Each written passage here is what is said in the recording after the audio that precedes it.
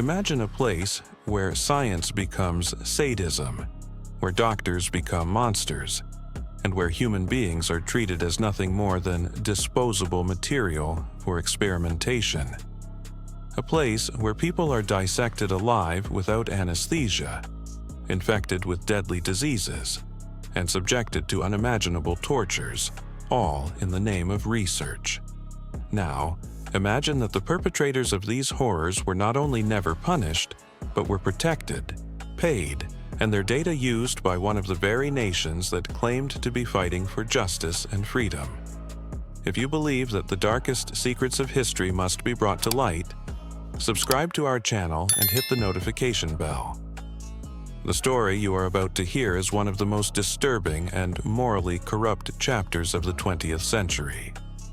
Tonight, we journey to the frozen plains of Manchuria during World War II, to a secret facility known as Unit 731. We will uncover the horrific truth of the Japanese Imperial Army's biological warfare program, a factory of death that rivaled the Nazi concentration camps in its cruelty. But this is not just a story of Japanese war crimes. It is also the story of a cynical and shocking cover-up by the United States, a devil's bargain that traded justice for data and allowed some of history's greatest monsters to walk free. This is the story of Unit 731. In the desolate landscape of occupied Manchuria, hidden from the eyes of the world, the Japanese Imperial Army built a sprawling complex dedicated to the art of mass death.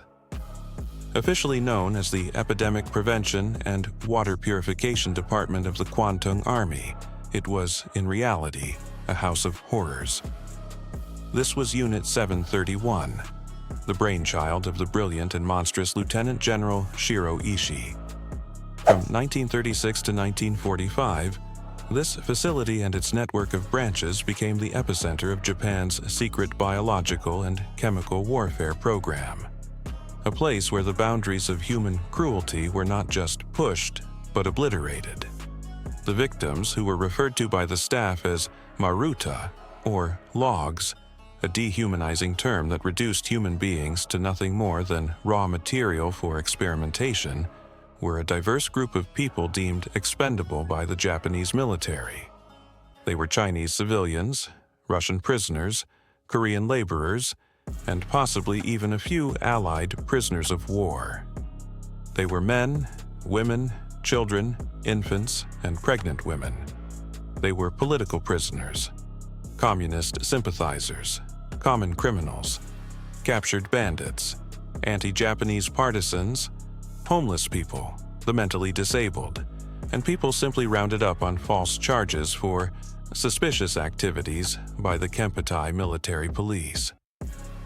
Once they entered the gates of Unit 731, transported in black vehicles with no windows, there was no escape.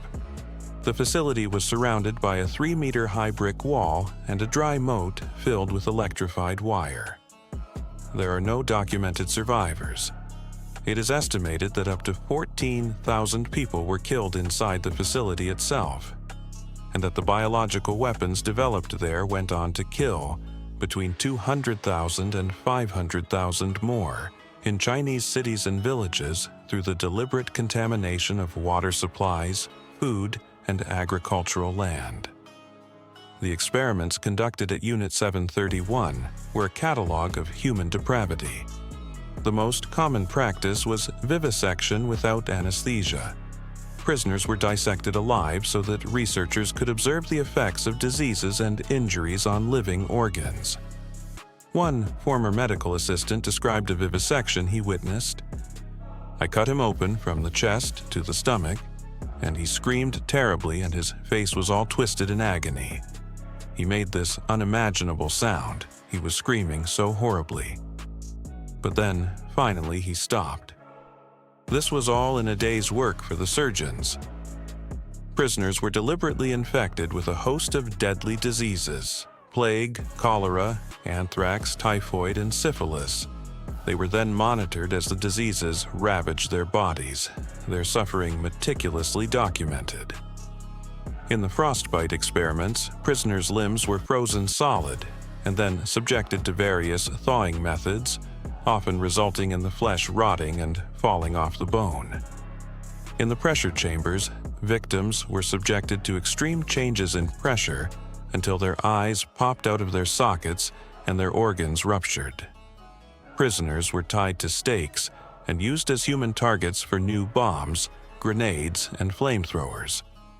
They were hung at different angles to study the process of strangulation, sometimes being revived and hung again. They were spun in giant centrifuges until they died. They were deprived of food and water to see how long they could survive. They were injected with animal blood. Their limbs were amputated, their organs were removed, and it was all done in the name of science. As the war drew to a close and the Soviet army advanced into Manchuria, the staff of Unit 731 began a frantic effort to destroy all evidence of their crimes. The remaining prisoners, around 300 of them, were murdered. Some were coerced into hanging themselves. The rest were poisoned with a cyanide or killed with chloroform injections. The buildings were dynamited. The bodies were cremated. But the research data, the precious, blood-soaked data, was carefully preserved. General Ishii and his top scientists knew that this data was their only hope for survival, and they were right. After Japan's surrender, American intelligence officers discovered the existence of Unit 731. They were horrified by what they learned, but they were also intrigued. The data from the human experiments was priceless, a treasure trove of information on biological warfare that the United States, on the cusp of the Cold War with the Soviet Union, desperately wanted. And so, a deal was struck. A devil's bargain. In a secret agreement approved by General Douglas MacArthur, the United States granted full immunity from war crimes prosecution to General Ishii and his entire staff. In exchange, they handed over all of their research data. The men who had vivisected children, who had unleashed plagues on entire cities, who had committed atrocities that defied imagination, were not only allowed to walk free, but were paid stipends by the U.S. government for their cooperation. A 1947 War Department memo laid out the cold, cynical logic. The value to the U.S. of Japanese BW data is of such importance to national security that it should be retained under absolute secrecy and not employed for war crimes prosecution. This decision was a profound betrayal of the very principles the Allies claimed to be fighting for. At the Nuremberg trials, Nazi doctors were hanged for conducting similar, though often less extensive, human experiments. The world had declared that such crimes against humanity were unforgivable, that the pursuit of science could never justify the torture and murder of innocent people.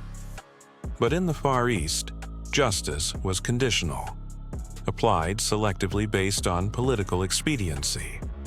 The American government, which had been a leading force at Nuremberg and had helped to establish the moral framework for prosecuting war crimes, actively concealed the crimes of Unit 731.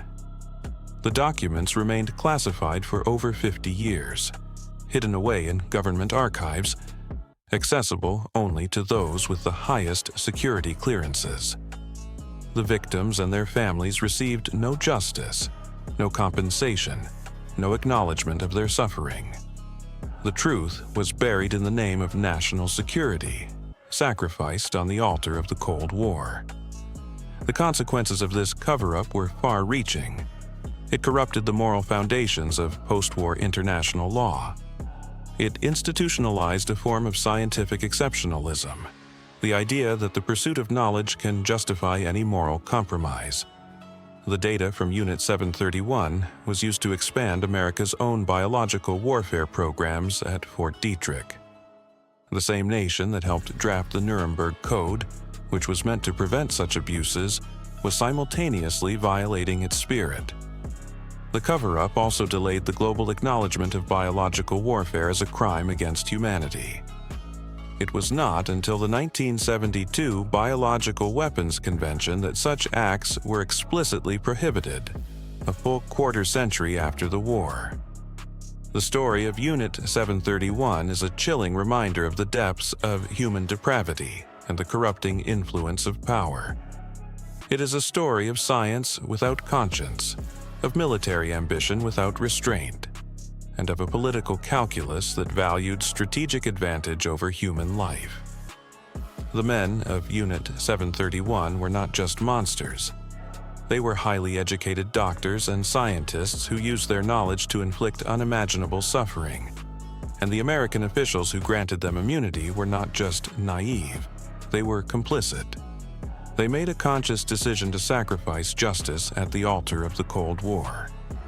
The legacy of Unit 731 is a stain on the history of both Japan and the United States, a dark secret that was kept for too long.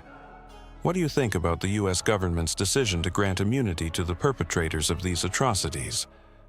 Let us know in the comments below.